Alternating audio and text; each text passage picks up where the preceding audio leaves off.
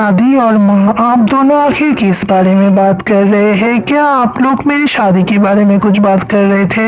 हाँ बेटा, असल में तुम्हारी दादी कह रही थी कि मैंने किससे पूछ के जिमिन के साथ तुम्हारा शादी ठीक किया है। असल में तुम्हारी दादी को जिमिन पसंद नहीं आई। उन्होंने कहा कि वो इस लड़की से तुम्हारी शादी नहीं करवाना चाहते हैं। हाँ बेटा, तुम इतना ज्यादा हैंडसम हो, तुम क्यों ही ऐसी लड़की से शादी करोगे?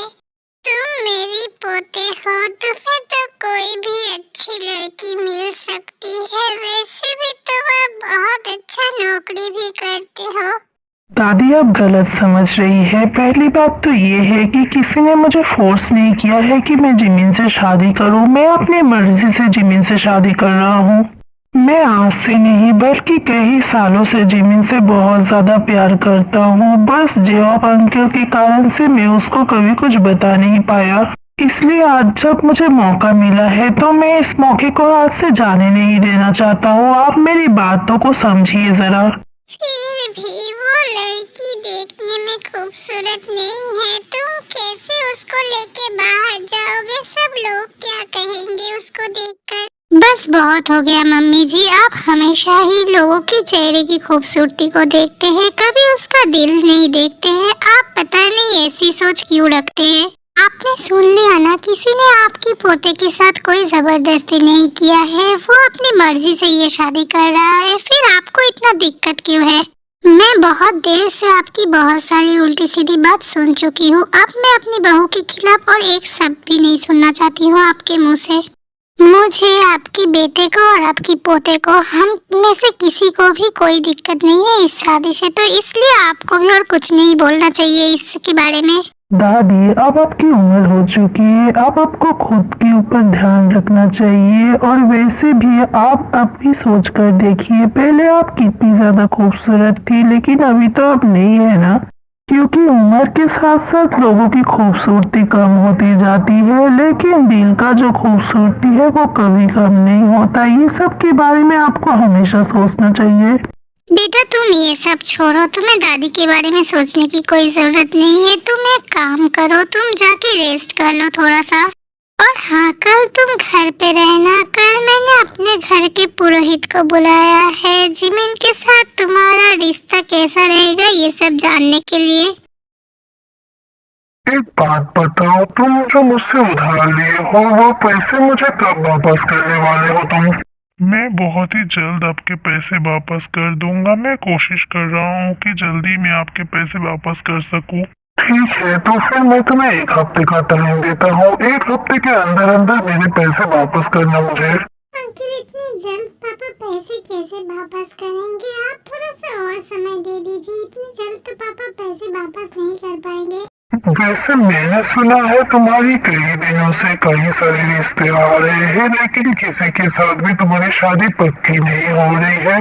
मेरे पास एक ऑफर है। वैसे तुम चाहो तो तुम मुझसे शादी कर सकती हो। इससे तुम्हारे पापा का जो उधार है वो भी मैं माफ कर दूंगा। थोड़ी सी लाज शर्म तो बाकी रखिए काई साहब, क्योंकि आपकी बेटी मेरी बेटी की उम्र की है। आपने सोचा भी कैसे कि मैं अपनी बेटी की शादी आपके साथ करवाऊंगा?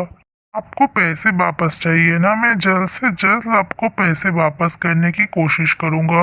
और आपको ऐसा क्यों लगा कि मेरी बेटी को कभी कोई लड़का नहीं मिल सकता है? मैं आपकी जानकारी के लिए बता दूं, मेरी बेटी को लड़का मिल चुका है। वो उसी से शादी करने वाला है। ठीक है, मुझे भी कोई शौक नहीं है हर रोज आके यहाँ पे झमेला करने का। तुम बस एक हफ्ते बाद मेरा पैसा वापस कर देना मुझे। हेलो डैड, कैसे हैं आप? आपने तो मुझे एक बार पूछा भी नहीं कि मैं कैसी हूँ। आप मेरा खबर बिल्कुल नहीं रखते हैं। तुम्हारा खबर मुझे रखने की क्या ही जरूरत है? तुम्हारे लिए तो तुम्हारा बॉयफ्रेंड भी काफी है। ओह, लगता है मेरे बॉयफ्रेंड होने की वजह से आपको जलन हो रही है। अब मैं क्या ही कर सकती हूँ, मैं खूबसूरत हूँ, इसीलिए लड़के भी मुझे पसंद करते हैं। अच्छा ये सब छोड़ो, क्या तुमने जुनकुक से बात किया? वो मेरे बिजनेस में इन्वेस्ट कर सकता है क्या? नहीं, असल में मुझे अभी तक मौका नहीं मिला उससे बात करने का, लेकिन मैं जल्दी ही बात करूंगी और मुझे यकीन है कि वो मुझे कभी मना नहीं करेगा। जल्दी से उससे बात करो। मेरा कुछ सामान बहुत दिनों से अटका पड़ा है। पुलिस ऑफिसर मेरे पीछे बहुत दिनों से पड़ा हुआ है। वो सामान मुझे जल्दी बाहर भिजवाना होगा। आप फिक्र मत करें डैड, हम लोग जल्दी ही वहाँ पे जाएंगे और वहाँ जाके ही मैं जुनकुक से बात करूँगी कि वो आपको पैसा दे दे। अच्छा चलिए, मैं आपसे बाद में बात करती हूँ, लगता है कोई आया है, मैं देखती हूँ जाकर कौन आया है। क्या बात है लिसा, तुम्हें इतना टाइम क्यों लगा गेट खोलने में? क्या तुम बिजी थी?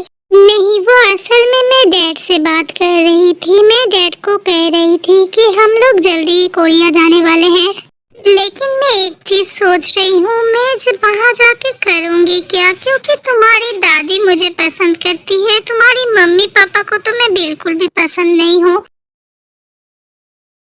मेरी एक बात अच्छे से सुन लो, मेरी मॉम डैड की पसंद या नापसंद से मुझे कोई फर्क नहीं पड़ता है। मैं तुमसे प्यार करता हूँ और मैं तुमसे शादी करूँगा, ये बात फाइनल है।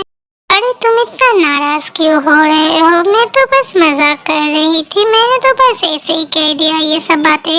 वैसे पापा मुझसे पूछ रहे थे कि हम लोग कब कोरिया जाने वाले हैं। पापा को कह देना हम लोग कल ही कोरिया जा रहे हैं, मैंने सारा टिकट का बंदोबस्त कर लिया है।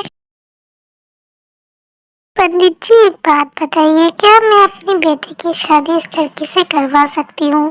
असल में इस लड़की को मैं बहुत पहले से जानती हूँ, ये बहुत ही अच्छी लड़की है। मैं इस लड़की के साथ अपनी बड़े बेटे की शादी करवाना चाहती हूँ।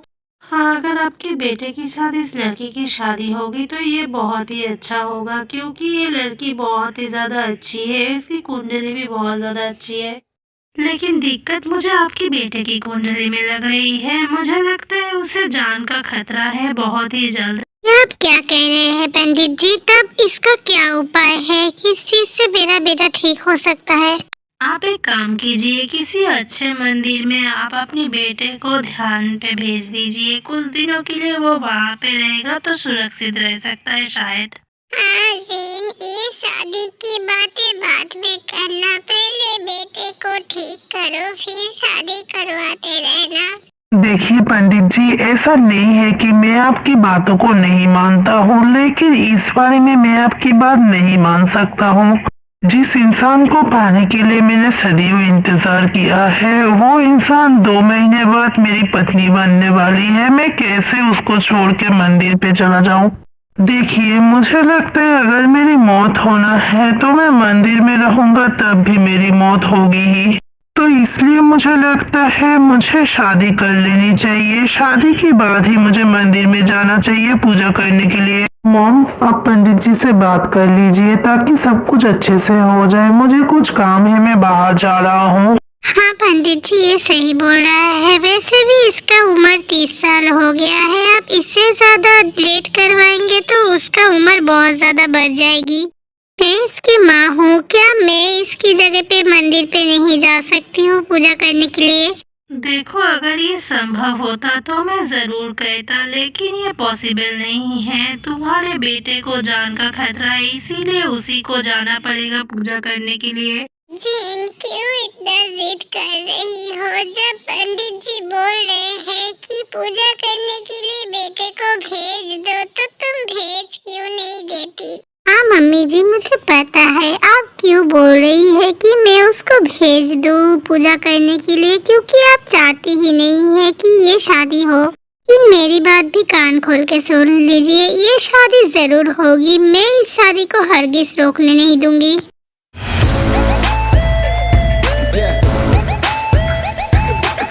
क्या बात है मॉम, आखिर किस बात को लेके आप में और दादी में लड़ाई हो रही है?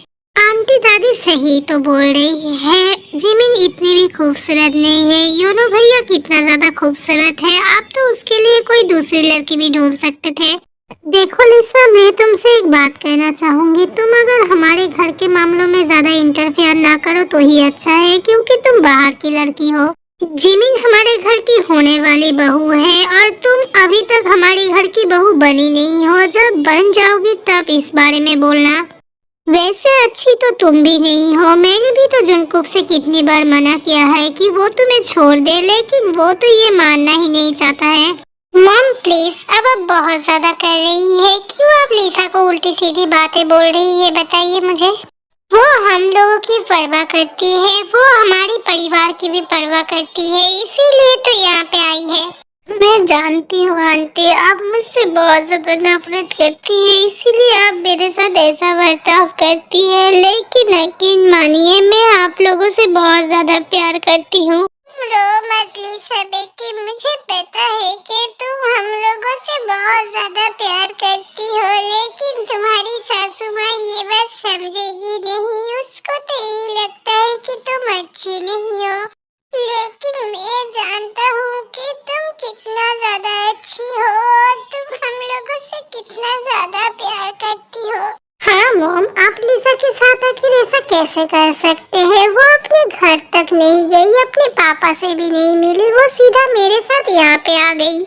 तो कौन कहा इसको इधर आने के लिए? क्या मैंने इसको यहाँ पे बुलाया है? वो क्यों आई है यहाँ पे? वो तो अपने घर पे जा सकती थी। तुम उसको लेके आए हो और वो अपनी मर्जी से आई है। मैंने उसको यहाँ पे नहीं बुलाया है, तो मैं उसकी बातें क्यों ही सुनूं? ठीक है लिसा, तुम अपने घर चली जाओ, मुझे मॉम से कुछ बात करनी है। मैं तुमसे शाम को मिलता हूँ। तुम्हें पता है जुनको, आज पंडित जी ने कहा है कि तुम्हारे भाई को अभी जान का खतरा है, तुम्हारे भाई को अभी शादी नहीं करनी चाहिए। लेकिन तुम्हारा भाई और तुम्हारी माँ मानने को तैयारी नहीं है, वो लोग अभी ये शादी करवाना चाहते हैं। मैं जानता हूँ मॉम, आपको समझाना तो बेकार है, लेकिन भाई तो समझदार है। वो ऐसा आखिर क्यों कर रहे हैं? मुझे बताइए कि भाई कहाँ पर है। मैं भाई से खुद बात करूँगा ताकि वो ये शादी ना करे। तुम्हारे भाई को तो इस बारे में समझाना बेकार ही है, क्योंकि उस पर तो अभी प्यार का भूत सवार है। वो अपनी दादी की बात तक नहीं मान रहा है, तो अपने भाई की बात क्या ही मानेगा। ओह अच्छा, तो ये बात है। अब मैं समझ चुका हूँ, मुझे जाके जिमिन से ही बात करनी पड़ेगी तब। देखो जिमिन, मैं यहाँ पे आया हूँ, मुझे तुमसे कुछ इम्पोर्टेंट बातें करनी है, इसलिए। असल में मैं जानता हूँ कि मेरे भाई के साथ तुम्हारी शादी फिक्स्ड हुई है, लेकिन मैं चाहता हूँ कि तुम अभी ये शादी ना करो। क्यों, क्या बात है? तुम मुझे क्यों ये शादी करने के लिए मना कर रहे हो? क्या कुछ हुआ है? असल में आज सुबह पंडित जी आए थे, उन्होंने कहा कि मेरे भाई को अभी जान का खतरा है, उसे अभी शादी नहीं करनी चाहिए। लेकिन कल तो तुम्हारे भाई ने कहा कि 2 महीने बाद ही हमारी शादी होने वाली है, इसलिए मेरे पापा ने तो तैयारी करना भी शुरू कर दिया है। अच्छा ठीक है, मैं भी नहीं चाहती हूँ कि उनकी जान को कोई खतरा हो, इसीलिए मैं पापा से कह दूंगी कि अभी ये शादी नहीं हो सकती है।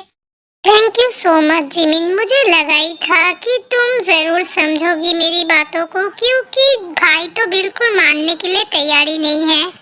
चलो ठीक है, तो अब मैं चलता हूँ, तुमसे फिर बाद में मुलाकात होगी।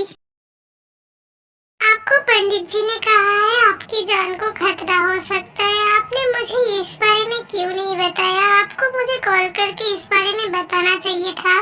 तुम ना बेकार में ही परेशान होते रहती हो, पता नहीं तुम्हें क्या सोच रहा है इस बारे में। मैं ये सब बात तो मैं यकीन नहीं करता हूँ ना, मेरी दादी को अच्छे से जानती नहीं हो। मेरी दादी अगर 1 साल का मौका उनको मिल जाए तो वो शादी जरूर तुड़वा देंगी। और एक बात अच्छे से सुन लो, मैं ये सब चीजों में यकीन नहीं करता हूँ और मैं हरगिज ये शादी टूटने नहीं दूंगा। मैंने कहा है 2 महीने बाद हमारी शादी होगी तो 2 महीने बाद ही होगी, बस ये फाइनल है। मैं इससे भी पहले तुमसे शादी कर सकता था, लेकिन दुख की बात यह है कि कोई भी अच्छा मुहूर्त नहीं मिल रहा है और ऊपर से केस भी है, जिस केस के काम में मैं फंसा हुआ हूँ। 2 महीने में शायद वो केस सॉल्व हो जाएगी। असल में काय नाम का एक आदमी है जो बाहर कुछ आर्म्स ट्रांसपोर्ट करता है, हमें उसी को पकड़ना है। मेरा ये केस सॉल्व हो जाएगा तो मैं एकदम रिलैक्स हो जाऊंगा। उसके बाद अगर मैं तुमसे शादी करता हूँ तो मैं तुम्हें लेके कहीं भी घूमने भी जा सकता हूँ। सर आज फिर से हमारे कुछ ट्रक पकड़े गए हैं जो इंस्पेक्टर यूनो ने पकड़ा है। मुझे समझ में नहीं आ रहा है इस यूनो को आखिर मुझसे प्रॉब्लम क्या है। मुझे लगता है इसका बंदोबस्त जल्दी ही करना पड़ेगा।